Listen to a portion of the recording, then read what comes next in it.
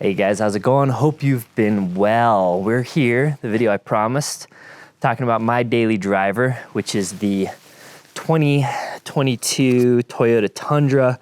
So we'll talk kind of about how it's kitted out, some gear that I keep in it.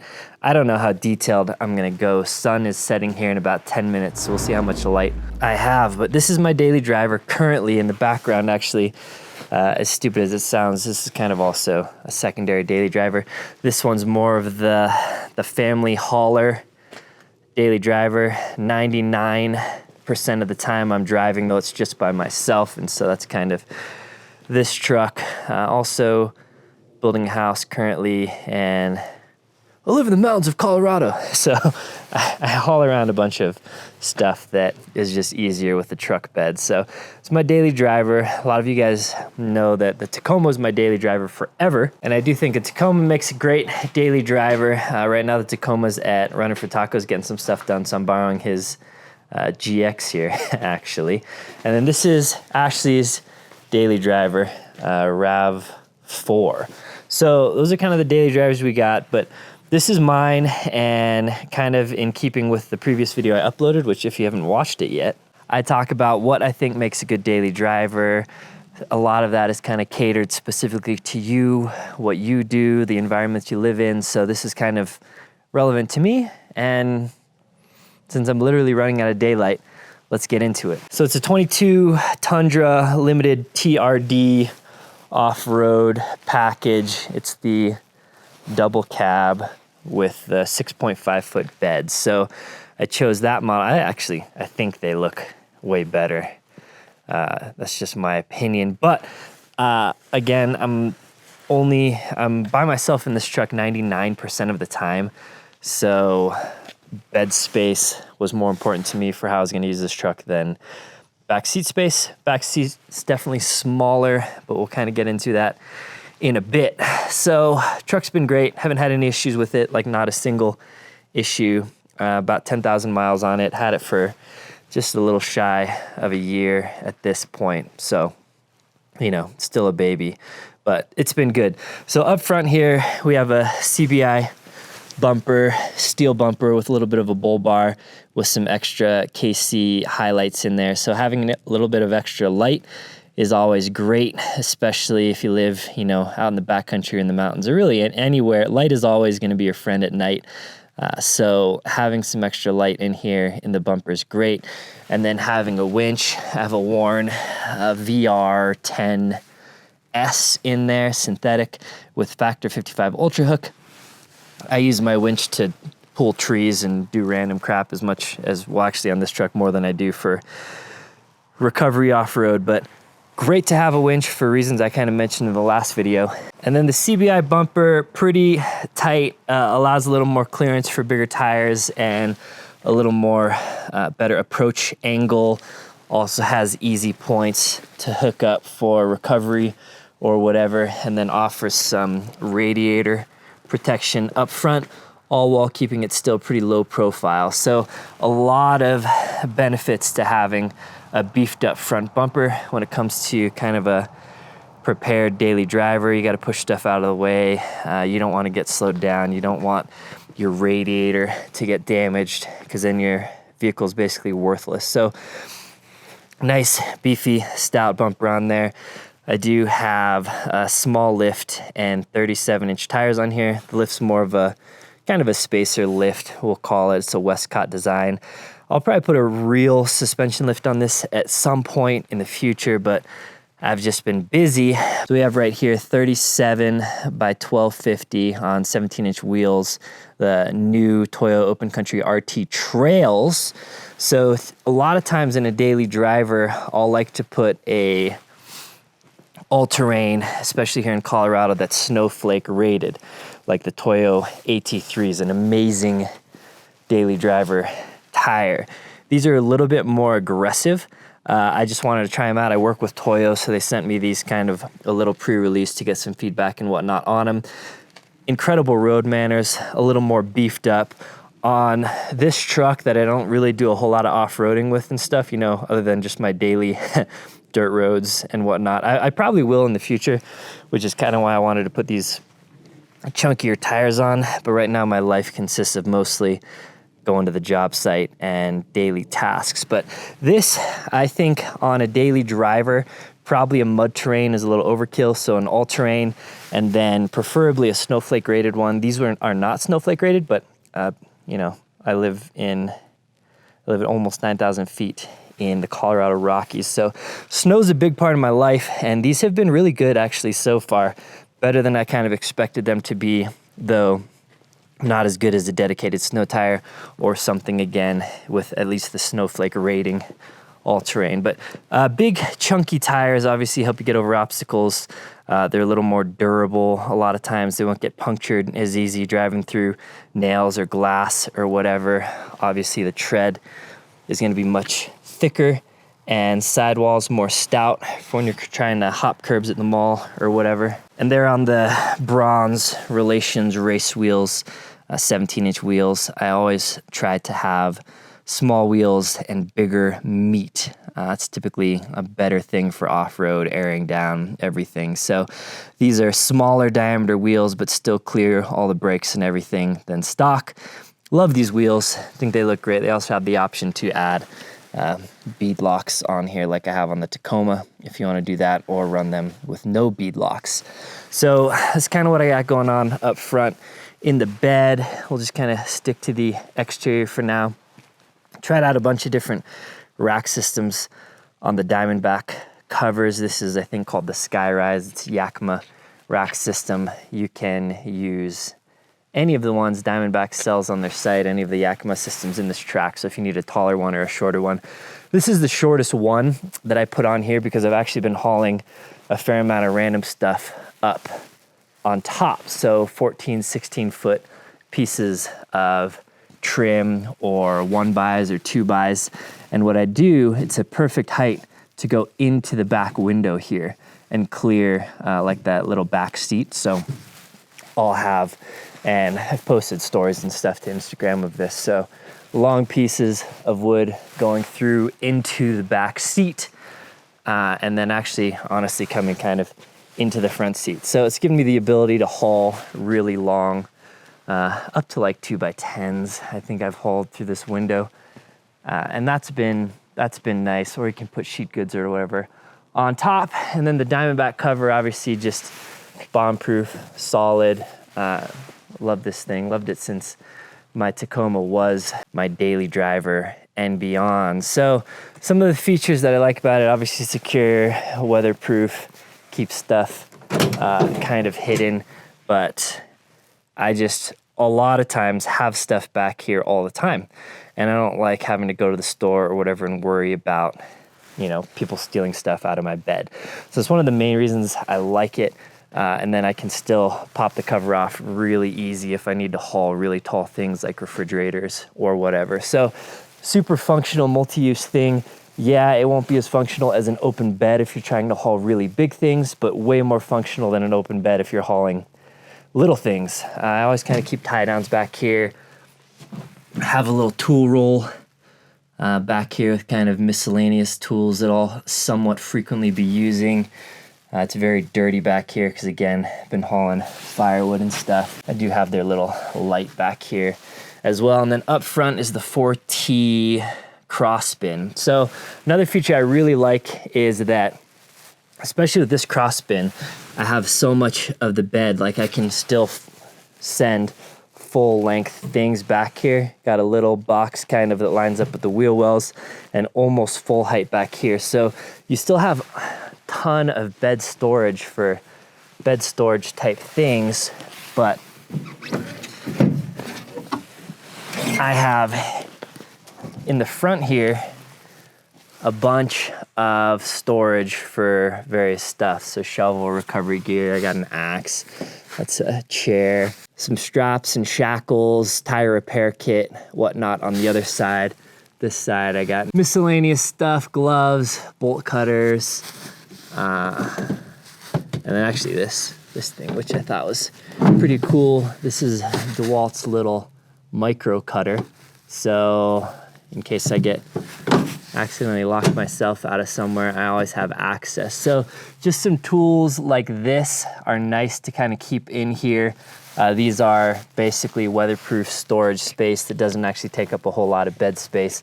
So this setup I think is incredible for daily driver type considerations. That closes back down. And then obviously, like I said earlier, strap stuff on top or whatever.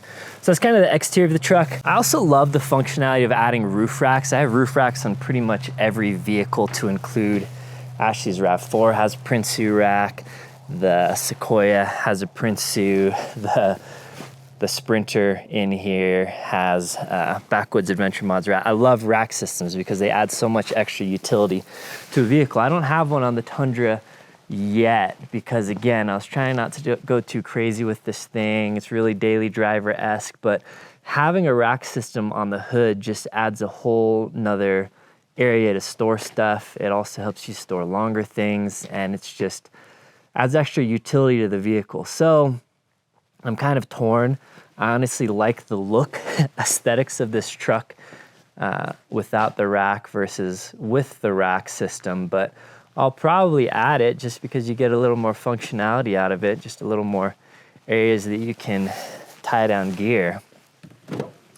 Inside of the vehicle is nothing too crazy. I have this kind of pocket over here loaded out with various tools and gear, flashlights, pens, wrenches, knives, trauma shears, tools, little headlamp, pepper spray.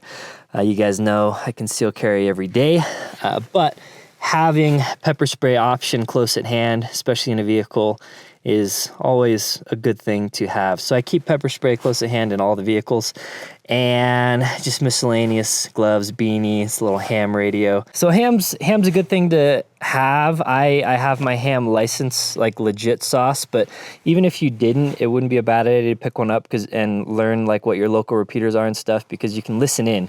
My local repeater that kind of covers, a big range of near where I live, a bunch of prepper type dudes on there. So if I see like a fire somewhere or anything, or I'm wondering what's going on, I can just tune into that station and there's a bunch of ham nerds on there just talking about what's going on. So ham is a great tool, especially for the prepper type guy. I do have a unit down here that I've been meaning to install as well. It's just a cigarette lighter powered one that you can have an exterior antenna. That I just need to carve out some time to get mounted. I do keep a money clip handy with cashola in here, just in case there's a gas pump that's only taking cash or whatever. If I need cash for something, I don't always carry a bunch of cash in my wallet, but I do always have some in the vehicle, or maybe I just go to the grocery store and their systems are down or whatever. Always good to have some cash. I do have a little glass breaker rescue me tool here. Sorry, it's getting dark, so focus is really slow. And I may add like a panel up here. I like to keep my interiors pretty sparse though, honestly, just because I like, not having a ton of junk in here. But nothing too special going on. I have a matte screen protector. I have a wireless charger integrated to a 67 Designs phone mount up top. So I like keeping my phone handy, even though I have Apple CarPlay. There's not much in that side pocket. That's kind of, Ashley will put water bottles or whatever in there. In the glove box, I have various stuff. Wipes, charging cables. I have a little first aid kit in there. I have a bigger first aid kit in the back. In here, I have just random stuff, cables, some more tools, snacks usually, drink mixes. This is actually a tray that kind of gives you a hidden compartment underneath. So this whole tray actually pulls out. You gotta unplug your cables, but this tray pulls out, and then there's kind of hidden storage under there. So I got some other stuff in there that, we don't need to talk about in this video, but tools in there. So that's good to have. This does have access to that through there as well, but nothing too crazy up front, honestly, other than, the gear I got in here, which is just a great place to store that kind of easily accessible gear. In the back, again, I'm usually in this vehicle by myself, so we actually just got this Nuna whatever car seat. We were testing to see if it'll fit back here. This seat, for those that are wondering, this seat does have to be relatively close pushed forward. Luckily, my wife, Ashley, is pretty small, so she can sit there just fine with the car seat behind. But we just got this. We don't know much about it. We think this probably needs to fold down, and this, when you fold it down, actually eats up another like 4 inches there. So you gotta move this seat even more forward. So this truck definitely ain't the best for rear-facing car seats, but it does fit. That's secured into the little metal bars down here. Again, don't light me up in the comments below. I don't know if you need the lap belt and the bar thingies. We just put that on. We're just testing it out real quick. So that fits in there, but again, maybe need to work out a few kinks. The thing is, I do have some stuff stored underneath the seats. So the Tundra back seat, even the little double cab, I like the double cab because this door opens all the way, and it's actually a pretty small door. So even in like a parking spot, you can pretty much open this door all the way, and then I get access to stuff. And I keep a bunch of stuff back here. It's kind of emptied out a little bit, even though it may look cluttered to you still. I usually keep a bin in here with stuff that could potentially freeze. Maybe I'm working on plumbing and I have PVC glue, or I'm working on caulking and I have caulk or whatever. And I carry that in and out of the house with me so stuff doesn't freeze overnight. So I have a bin back here a lot of times, and in that bin I'll usually have this. This is a little Vertex, one of the stackable totes that I've just kind of repurposed to a general duty tote. Have checks in there for contractors that need paying. I have my iPad Pro in here with the keyboard that basically I use for all my construction tasks. A little folder with miscellaneous stuff, water bottles, hats, usually a thermos for coffee or whatever in the morning. And so this is just kind of my man purse, my EDC bag that I'm taking in and out of the house into the job site all the time. So that's typically sitting in the back seat or the front seat. And then I didn't clear it out because I usually have miscellaneous. This is the Vertex, I think it's the UDP. It's kind of a harder use, thin shell of a jacket. So if I'm wearing something like this, which is a nylon shell, which is easy to rip, I may swap it out for this if I'm like, oh, I gotta grab some firewood, or I gotta, work on something that's just will eat through a typical kind of outdoor jacket. I'll either toss this over or just toss this on depending on the weather. So this is one I just kind of keep in the truck all the time just because it's a harder wearing jacket. Recently in here I just have some other gloves and hats and beanies and miscellaneous extra stuff that just kind of chills in my back seat a lot, honestly, because maybe I'll be wearing a hat and realize I want a beanie, so I'll just have an extra in there. So under this back seat, there's actually a ton of storage. And sometimes I'll have stuff at my feet. I just got a little grocery bag and a stapler and some other random crap down here. But under here, I keep a ton of gear. So on that side, I don't really keep super crucial stuff. Especially because that's the side that Isabel will sit on, or now the baby seat's on. On this side, I keep a little more stuff.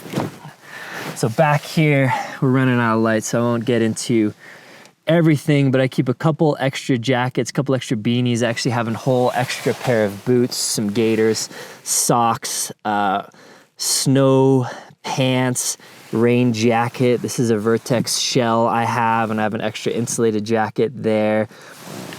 This is an extra little backpack that packs into itself. I just like having extra ways to carry gear if I need it, or if maybe we're going on a hike and Ashley's like, oh, I want to bring an extra jacket, but she didn't bring a backpack. I'll have that. This is kind of my get home / hiking bag. I kind of change this around all the time. I have like 4 of them in all of my vehicles. So this was just one that fit in here nicely. It's a little camelback. So it's loaded out with various stuff that I would take on a hike and or use for like a get home type bag. So that's in there. I could do a whole video breakdown of this. I've done several get home bag videos in the past. Then over here we got some top ramen. This is a jump starter. I have a tire inflator. This is a Dark Angel Medical IFAC kit. So a trauma focused kit here. So there's some redundancy because I have a medical kit up in the glove box, and then kind of a little bit more serious duty one back here. Some like backpackers pantry, mountain house types meals. I have a tarp under here as well.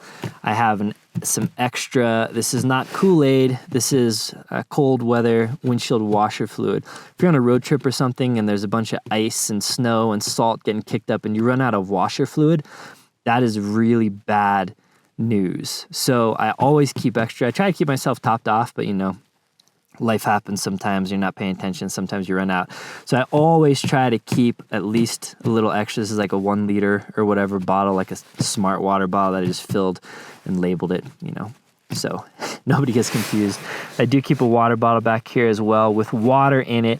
I don't fill it all the way up because if it freezes, you could break your water bottle and that you have a mess back here. So I leave enough room in the water bottle to expand if it freezes. A little titanium cup that I can boil water in to make ramen or whatever, or the other food. I have some wipes back here, some gloves, a little jet boil, fire extinguisher. And this thing isn't even, it looks kind of fully loaded, but I could fit another probably 2 or 3 inches of gear across the whole top of this. So even though I have a ton of gear back here, it's actually honestly have room for more. And then that seat just folds right back down all the way. And then I usually keep this towel, kind of dual purpose. Keep it back here to protect the seats a little bit. Easy to pull this out and just wash it away. But it's also a towel. It's kind of a blanket. So it's like a multi-use thing that right now is just a seat cover, but in a pinch I could use it to dry off or warm up or whatever. So this is one of those like Turkish type towels that I just kind of keep on the seats at all times. And that's it, nothing else back here. So pretty standard, nothing too crazy. You know, if you hopped in this car, I do have these like little grocery bag hooks here as well that I just like for hanging crap, just easier to store stuff back here. So, you know, if you looked in this truck, you wouldn't really think anything of it because everything's kind of tidied away. And I think that's like makes a good daily driver vehicle. I do have the front windows tinted. It's kind of hard to tell with the light, how the light is right now, but it's a similar darkness to the back windows. I did get these ceramic tinted. So I don't like super dark tinted windows because it really inhibits your ability to see out the windows at night. But I do like having some tint on a window just because kind of you keep some stuff hidden. But again, when you're looking through a window here of my car, this you won't really be able to see because it's all down low. So you won't really be able to see much. You see in here, it's just like, oh yeah, just kind of just a truck, baby seat. You look in the back, you don't really see anything. And then obviously everything under the Diamondback covers is covered, even though I have a pretty extensive loadout back here with a bunch of recovery gear and other tools, and then some miscellaneous tools and then tie downs back here. So really, I have a lot of gear, but it's relatively tucked away and pretty Spartan, and that it like looks pretty Spartan. So that's kind of what I really like about approaching this as more of a daily driver, but still a pretty set up, prepared daily driver. I typically always keep a hitch ball back here, hitch receiver, even though some people just keep them in their hitch all the time. I don't like it because actually it sticks out quite a bit, and you know, I don't want random people hitting their shins on it. And how I have my garage a little too full with mountain bikes and stuff, I need to pull to a spot where I still have room in front to access that stuff, and that hitch ball sticks out just enough for me to not close my garage door. So, but I do always, even if you're not towing stuff, having a hitch ball accessible is still good, a hitch receiver. And one thing I always do is keep a hitch pin in there, because you never know when someone might have a ball or receiver but doesn't have a pin or whatever. It's just a good thing to have. PSA, this is not a good recovery point, but putting something, a little strap through here into the pin is better than nothing. So if you have a tow strap and no shackles or anything, in a pinch, don't do it. Don't do anything extreme. Don't do anything stupid. Don't use this to snatch off of or anything like that. But if you just need a light tug or a light pull, you can put a strap loop directly in there and put the pin through it. But again, huge disclaimers, not proper or anything like that. But in a pinch, that's another reason that I always just like keeping hitch pins in there.